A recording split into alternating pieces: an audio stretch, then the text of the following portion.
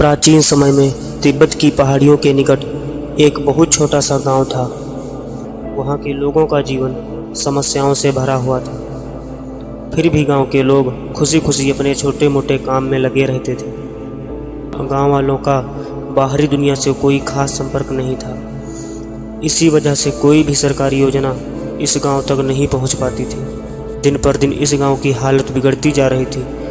गांव के सभी लोग पुरानी प्रथाओं के अनुसार गौतम बुद्ध जयंती मनाया करते थे और इस दिन गांव के ज़्यादातर लोग बौद्ध भिक्षुओं की तरह पोशाक पहनकर ध्यान किया करते थे।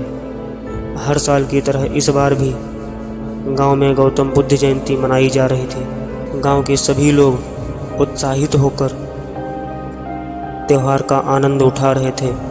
तभी अचानक जोरदार बारिश होने लगती है और 2-3 घंटों की बारिश में गांव संकट की स्थिति में घिर जाता है।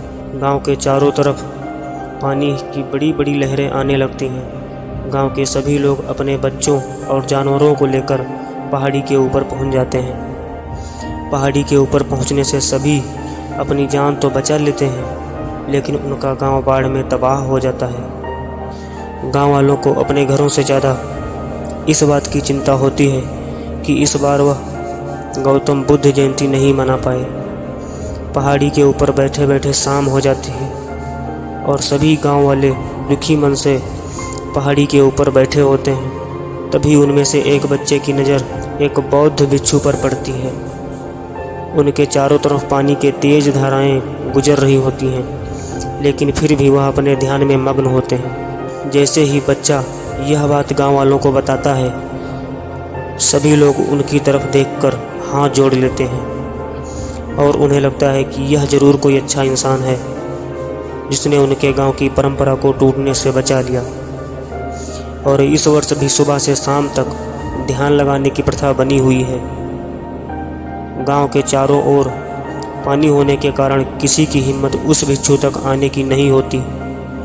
सभी पहाड़ी के ऊपर से जिज्ञासु भरी नज़रों से उन्हें देखते रहते हैं। जैसे जैसे रात होती जाती है, गांव में पानी का स्तर और भी बढ़ जाता है, लेकिन जिस स्थान पर बौद्ध भिक्षु बैठा होता है उसके चारों तरफ प्रकाश की अद्भुत रोशनी दिखाई देती है, जिससे सभी गांव वाले चकाचौंध हो जाते हैं। अब उन्हें लगने लगता है कि हो ना हो यह जरूर कोई पुण्य आत्मा है। गांव के सभी लोग सारी रात यह नज़ारा देखते रहते हैं और देखते ही देखते उन सभी को नींद लग जाती है। जैसे ही वह सुबह उठते हैं तो उनका गांव स्वर्ण नगरी में बदल चुका होता है। गांव के सभी लोग सोने का गांव देखकर सन्न रह जाते हैं। उन्हें यकीन नहीं होता है कि जो गांव बाढ़ की तबाही में पूरी तरह नष्ट हो चुका था वह इतना खूबसूरत कैसे बन सकता है। सभी खुशी खुशी दौड़ते हुए पहाड़ से नीचे उतरते हैं और पागलों की तरह हर घर के अंदर जाकर देखते हैं। बड़ी बड़ी सोने की दीवारें, सोने की छत, सोने के दरवाजे और यहाँ तक कि उस गांव की सड़कें भी सोने में बदल चुकी थीं। तभी उनकी नज़र उस स्थान पर पड़ती है जहाँ वह बौद्ध भिक्षु बैठे थे। गांव के लोग देखते हैं कि वह भिक्षु भी सोने की मूर्ति में बदल चुके थे। सभी उस मूर्ति के सामने सर झुकाकर अभिवादन करते हैं और उन्हें धन्यवाद देते हैं। गांव के लोगों को पूरा यकीन हो जाता है कि इनके चमत्कार की वजह से ही यह गांव इतना खूबसूरत बन गया है। सोने के गांव की चर्चा दूर दूर तक फैलने लगती है और कुछ ही सालों के बाद उस गांव में रहने वाले हर व्यक्ति का जीवन खुशियों से भर जाता है।